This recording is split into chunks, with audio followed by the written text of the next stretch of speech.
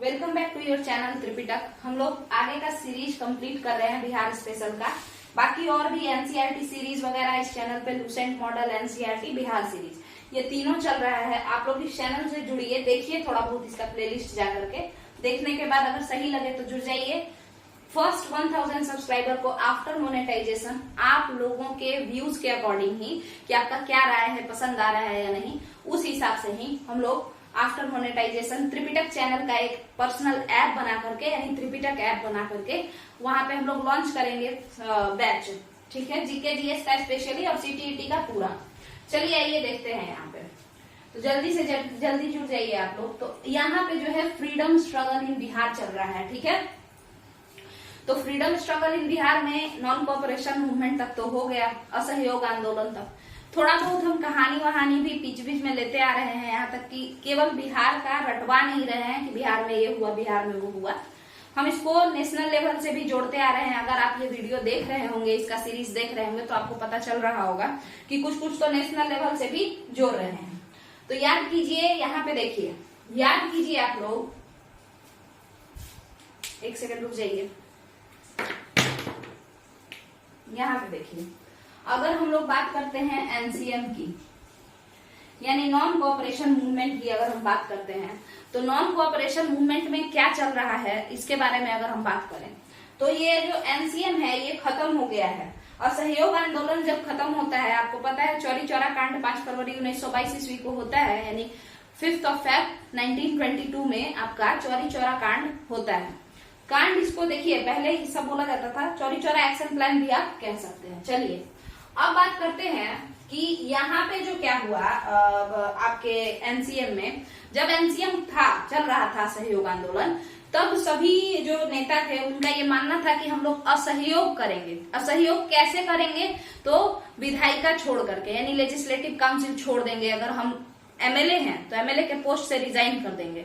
अगर हम प्रोफेसर हैं, कहीं पे पढ़ाते हैं, तो हम वहां से भी रिजाइन कर देंगे। यहाँ तक कि अगर हम स्टूडेंट हैं, युवा स्टूडेंट है ना, जवान स्टूडेंट, यूथ है हम, बट हम पढ़ते हैं कहीं पे और वो अंग्रेजों का स्कूल है या अंग्रेजों का कॉलेज है, अंग्रेजों के द्वारा बनाया गया कॉलेज है, तो हम उसको छोड़ देंगे। इसी के क्रम में तो पटना यूनिवर्सिटी से जयप्रकाश नारायण अपने एग्जाम से 5 दिन पहले ही भाग गए। अब आगे चलते हैं। तो ये सब चीज हम लोग छोड़ छाड़ के बैठ गए थे, किसके भरोसे? असहयोग आंदोलन के सफलता के भरोसे। बट अचानक से गांधी जी 5 फरवरी 1922 के बाद हम लोग देखते हैं कि गांधी जी मना कर देते हैं। क्या मना कर देते हैं? अगर आप लोग इस पे बात करिए तो मना कर देते हैं कि असहयोग आंदोलन को खत्म करते हैं, यहीं पे बैन करते हैं, अब असहयोग आंदोलन नहीं होगा। तो ये जो बात आपका होता है, गांधी जी जो कहते हैं, तो इसके वजह से थोड़ा प्रॉब्लम होता है लोगों के बीच में। तो नेताओं के बीच में जो ये प्रॉब्लम होता है, उसी का रिजल्ट है स्वराज पार्टी। देखिएगा आप लोग, देखिए एनसीएम के खत्म हो जाने से नेता जो लोग थे, लीडर्स, वो एक तरीके से एमलेस हो गए कि अब किस डायरेक्शन में जाया जाए। ना तो हम लोग अंग्रेजों के साथ मतलब लेजिस्लेटिव असेंबली में, यानी विधानसभा में लीडर ही रहे, नेता ही रहे, और ना ही यहाँ पे कुछ फ्रीडम स्ट्रगल जैसा कुछ बचा, क्योंकि जो मूवमेंट था वो खत्म हो गया। तो जो नेता थे वो लोग 2 भागों में विभाजित हो जाते हैं। कितने पार्ट में बढ़ जाते हैं? 2 भागों में डिवाइड हो जाते हैं। एक जो ये कहते हैं कि देखो अब हम लोग को अपना एटीट्यूड चेंज करने का जरूरत है। क्या करने का जरूरत है? तो एटीट्यूड चेंज करने का जरूरत है, तरीका बदलने का जरूरत है। जो हम लोग पूरा का पूरा सारा काम धाम छोड़ के बैठ गए हैं कि नहीं हम लेजिस्लेटिव असेंबली में भी नहीं जाएंगे। बाबू सुनिएगा, मतलब एस्पिरेंट्स, लेजिस्लेटिव असेंबली को हिंदी में विधानसभा कहते हैं। ठीक है, तो अगर कोई विधानसभा छोड़ दिए हैं, तो विधायक थे वो पहले, अब ना तो कोई मूवमेंट बचा है और ना ही अब वो विधायक रहे, तो उन्होंने, लोगों ने कहा, जो प्रो चेंजर्स थे, जो चेंज करना चाहते थे तरीका को, तो वो लोग बोले कि देखो ऐसा है, हम लोग को चले जाना चाहिए। किसमें? तो लेजिस्लेटिव असेंबली में, विधानसभा में जाकर के अपना अपना पोजीशन वापस ले लेना चाहिए। जो प्रोफेसर थे वो बोले, जो प्रो चेंजर हो और प्रोफेसर हो, तो वो बोले कि भाई ऐसा है, हम लोग को जॉब पे जाना चाहिए, पढ़ाने चले जाना चाहिए, बच्चों को स्कूल भेज देना चाहिए। तो ये सब चीज था।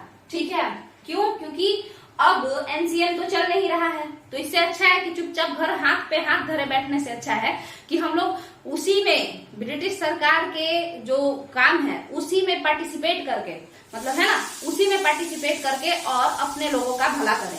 है ना, समझिए। जैसे हिटलर कहा था ना कि अगर तुम किसी रूल को पसंद नहीं करते हो, है ना, तो reach at the top and then break the rule. तो पहले आप उसमें सब उसी रूल को फॉलो करते हुए उस टॉप तक पहुंच जाइए और उसके बाद उस रूल को खत्म कर दीजिए।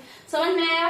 तो ये था प्रो चेंजर का एटीट्यूड। प्रो चेंजर का एटीट्यूड कैसा था कि ब्रिटिश सरकार के साथ में रहते हुए, ठीक है, ब्रिटिशर्स के साथ में रहते हुए हम लोग एंट्री लेते हैं उन्हीं के विधानसभा में, उन्हीं के विधानमंडल में, और एंट्री लेकर के और अपने भारतीय लोगों के लिए भलाई करेंगे, वहां से उनके लिए आवाज उठाएंगे, उनके लिए काम करेंगे। ठीक है, आप लोग को समझ में आ गया होगा मेरे हिसाब से। अब हम लोग आगे बढ़ते हैं। हालांकि प्रो चेंजर को जो लीड कर रहे थे वो कौन थे, मतलब प्रो चेंजर के सबसे ज्यादा समर्थक कि एकदम चेंज लाने का जरूरत है, हाथ पे हाथ धरे बैठे रहने से तो कोई फायदा ही नहीं है, चेंज लाना तो बहुत जरूरी है। तो इसके लिए आपको यहाँ पे देखने को मिलेगा कि जो प्रो चेंजर्स हैं इनके लिए देखिएगा ध्यान से थोड़ा, इसके जो सबसे हेड हुए वो थे चितरंजन दास, सीआर दास। अच्छा, सीआर दास को इनका जो निक नेम है, उपनाम जो है वो है देश बंधु। चितरंजन दास का जो नाम है, उपनाम, निक नेम, टाइटल वो है देश बंधु। ठीक है, तो ये तो हो गए हेड, जो कि सबसे पहले कहें कि नहीं चेंज लाने का भाई जरूरत है। ठीक है, अब देखिए ये बात हुआ, इनके सपोर्ट में कुछ लोग थे। इस सीआर दास भाई साहब जो हैं, जो लीडर हैं, उनके सपोर्ट में कुछ लोग थे, कुछ इंपॉर्टेंट लोग थे, जैसे मोतीलाल नेहरू,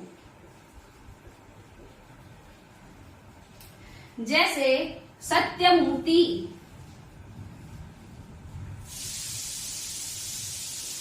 ये सारे लोग इनके सपोर्ट में थे। सत्यमूर्ति हो गए, मोतीलाल नेहरू हो गए, सीआर दास हो गए। आपको समझ में आ रहा होगा, ये लोग सीआर दास के सपोर्ट में थे। और भी कई सारे लोग थे जो चेंज चाहते थे, जैसे श्री कृष्ण सिंह ऑफ बिहार, जैसे अब्दुल बारी ऑफ बिहार। ठीक है, तो वो हम लोग जब बिहार पे आएंगे तो वहां पे समझेंगे। ये हो गया आपका प्रो चेंजर्स एटीट्यूड। इसके बाद हम लोग देखते हैं no changers attitude. No changers क्या चाहते थे, नो चेंजर्स जो नेता थे वो लोग क्या चाहते थे, तो वो लोग चाहते थे कि जिस तरीके से गांधी जी जेल चले गए हैं, तो वो लोग चाहते थे कि जिस तरीके से गांधी जी हम लोग को एक मार्ग दिखाएं कि हम लोग को असहयोग करना चाहिए। बेसिकली वो मार्ग गांधी जी के द्वारा नहीं बताया गया, वो जो पाथ था वो पाथ गांधी जी नहीं इन्वेंट किए थे, वो तो बाल गंगाधर तिलक इन्वेंट किए थे। तभी तो आप देखे होंगे कि स्पेशल सेशन में असहयोग आंदोलन के लिए एक स्पेशल सेशन जो बुलाया जाता है सितंबर 1920 में, तो वो आप देखते हैं उसके अध्यक्ष बाल गंगाधर तिलक के फ्रेंड लाला लाजपत राय बनाए जाते हैं, क्योंकि बाल गंगाधर तिलक उस समय तक नहीं रहते हैं, वो उनका देहांत हो जाता है, तो इस वजह से। अब आगे समझते हैं। तो नो चेंजर्स कहते हैं कि भाई जो गांधी जी सजेस्ट करके गए हैं, बेसिकली जो आइडिया किसका था, बाल गंगाधर तिलक का था। ठीक है, तो नो चेंजर्स ये कहते हैं कि यहाँ पे जो गांधी जी सजेस्ट करके गए हैं हम उसी को फॉलो करेंगे। हम सारे लोग, जो लोग चेंज नहीं पसंद करते हैं कि नहीं हम नहीं, तो नो चेंजर्स क्या कहते हैं, तो वो यही कहते हैं कि गांधी जी जो भी बता करके जेल गए हुए हैं, जब गांधी जी वापस आएंगे तब वो डिसाइड करेंगे कि कैसे कैसे क्या चेंज करना है। बट अभी हम लोग गांधी जी जो भी बता के गए हैं वही करेंगे, जैसे लोगों का मदद करना, जैसे लोगों को सिखाना, स्वदेशी के लिए प्रमोट करना, चरखा बनाना सिखाना, कपड़ा बुनना सिखाना, है ना, यानी सोशल वर्क करेंगे। ये सारा बात हम लोग नो चेंजर कह रहे थे। तो नो चेंजर में जो लीडर हुए, जो नो चेंजर को लीड कर रहे थे, वो थे सीआर। अब ये भी सीआर और ये भी सीआर, तो कंफ्यूजन पक्का बात। तो दास से याद रखिएगा, देश बंधु। और ये जो सीआर है, ये इनका नाम है चक्रवर्ती राजगोपालाचारी। तो ये जो प्रो चेंजर होते हैं, सॉरी नो चेंजर, जो बदलाव नहीं चाहते हैं एटीट्यूड में, जो तरीके में बदलाव नहीं चाहते हैं, वो है सीआर यानी चक्रवर्ती राजगोपालाचारी। अब आपको समझ में आ गया होगा प्रो चेंजर और नो चेंजर का गेम। अब समझते हैं, ये जो इतना सारा बात हुआ है ना बाबू, मतलब एस्पिरेंट्स, जो ये इतना सारा बात हुआ है ना, ये सारा का सारा बात कहाँ हुआ है आप खुद बताइए। तो ये तो गया सेशन में हुआ है। देखिए ये कहाँ हुआ है, गया सेशन में हुआ है। ठीक है, गया में एक सेशन हुआ, और ये जो सेशन था ये आपका कब हुआ है खुद बताइए। ये कब हुआ होगा, 1922 में हुआ, 1922 के दिसंबर में गया सेशन हुआ, ये 37वां अधिवेशन है। कांग्रेस का कितना नंबर का एक सेशन है ये, तो ये है 37 नंबर का सेशन। अच्छा 37 नंबर का सेशन तो हम बोल रहे हैं, कहीं कहीं पे 38 सेशन भी देता है, बट यहाँ पे 37 ही होगा। 37 नंबर का सेशन है ये, 1922 में है, ठीक है। यहीं पे ये पूरा झगड़ा चला, ठीक है, इसी गया सेशन में। इस गया सेशन के जो प्रेसिडेंट थे उनका नाम आप लोग जान लीजिए।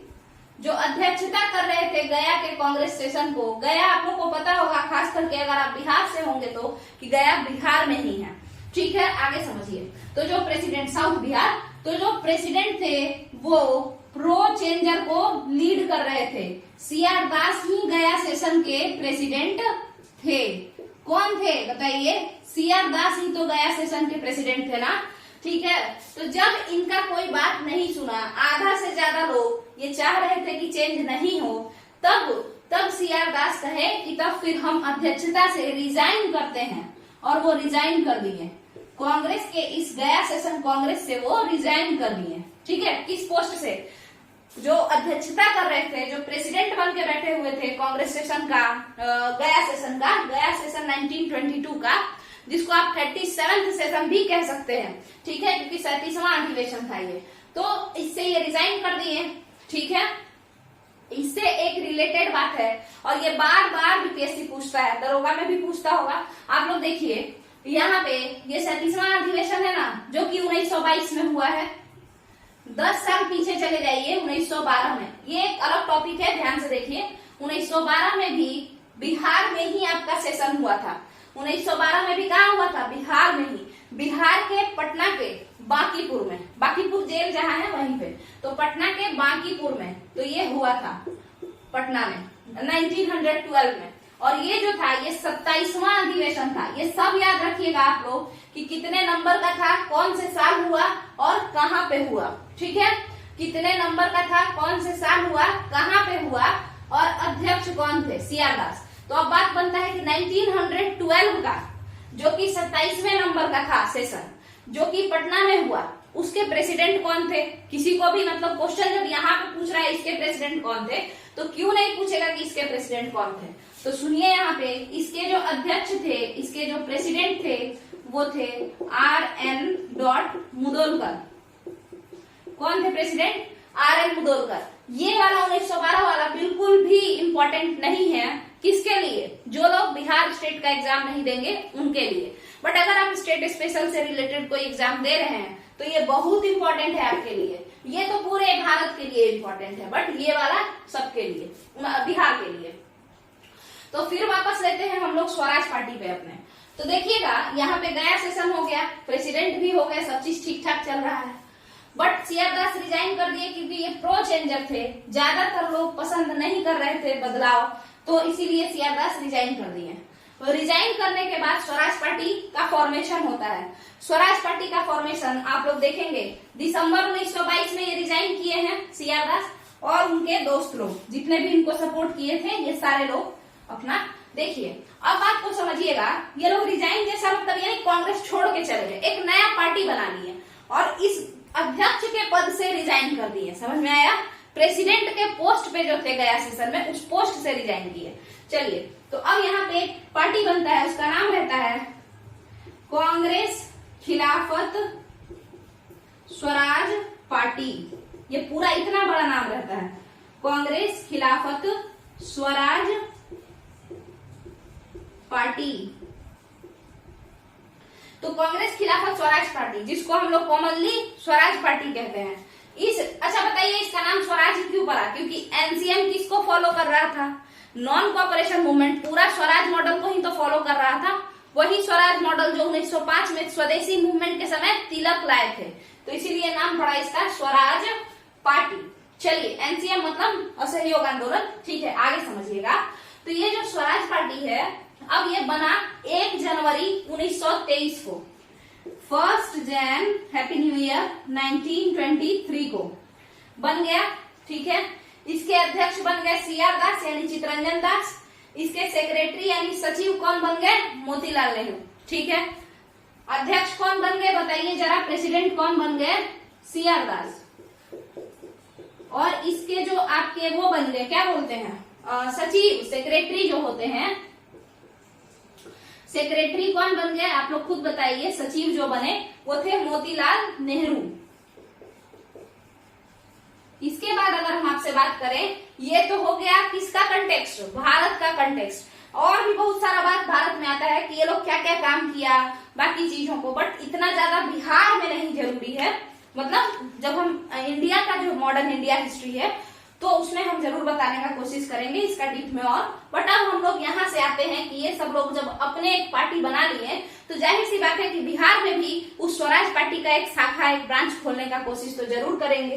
तो हम लोग चलते हैं स्वराज पार्टी का शाखा खोलते हैं, ठीक है। चलिए आइए बिहार आकर के स्वराज पार्टी का शाखा खोलते हैं। आप लोग बताइए नीचे कमेंट में, इसको बिना देखे हुए बताइएगा, इससे रिवीजन होगा कि स्वराज पार्टी के प्रेसिडेंट कौन थे भारत में। और अब देखिए बिहार के कंटेक्स्ट में, अगर आप लोग को वीडियो सही लग रहा है तो फटाफट से इस वीडियो को क्या कीजिए, शेयर कीजिए, लाइक कीजिए और चैनल को सब्सक्राइब कीजिए और दोस्तों में बहुत ज्यादा इसको शेयर करते जाइए। इसी चैनल पे आप लोग का पूरा GK GS with state special complete होता रहेगा, हमेशा चलाते रहेंगे हम, बस आप लोग साथ में जुड़े रहिए, ठीक है। काफी इंटरेस्टिंग होता है ये सब जो भी होता है, कहानी वहानी से जोड़ के अगर आप पढ़ेंगे तो काफी मजा आता है। चलिए देखिए यहाँ पे देखते हैं बिहार का। तो बिहार में भी एक शाखा खोलने का इच्छा होता है मोतीलाल नेहरू को। मोतीलाल नेहरू को क्यों? क्योंकि वो उत्तर प्रदेश से थे, बगल का बिहार। तो वो सीआर दास से अपना बातचीत करके कहते हैं कि बिहार में खोला जाए। तो अब यहाँ पे एक इनके फ्रेंड रहते हैं श्री कृष्ण सिंह।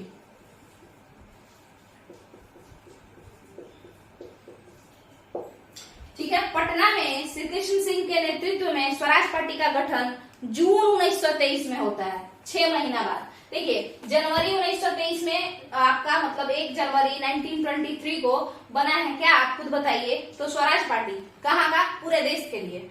अब ब्रांच बिहार में खुलता है जून 1923 में और इसका जो हेड बनाया जाता है, इसका जो प्रेसिडेंट, बिहार शाखा का स्वराज पार्टी का प्रेसिडेंट बनाया जाता है श्री कृष्ण बाबू को, श्री कृष्ण सिंह को, ठीक है, अध्यक्ष बनाया जाता है। अब उपाध्यक्ष किसको बनाया जाता है ये बताइए। जैसे सेक्रेटरी, उपाध्यक्ष नहीं सेक्रेटरी बताइए। सचिव कौन बनते हैं बिहार के लिए, तो आप लोग खुद बताइए कि सचिव कौन बनते हैं। अब्दुल, कितने सारे लोग ये सारा पढ़े होंगे, अब्दुल बारी। तो साथ में रिवाइज करते रहिए, सही रहेगा। अब्दुल बारी वही जो कोइलवर के थे, ठीक है, ये फिर बिहार सोशलिस्ट पार्टी में भी इंटर लेंगे। तो यहाँ पे आपका अब्दुल बारी सेक्रेटरी बन जाते हैं। तो आप लोग का जो स्वराज पार्टी है ना वो कंप्लीट हो गया है यहाँ पे।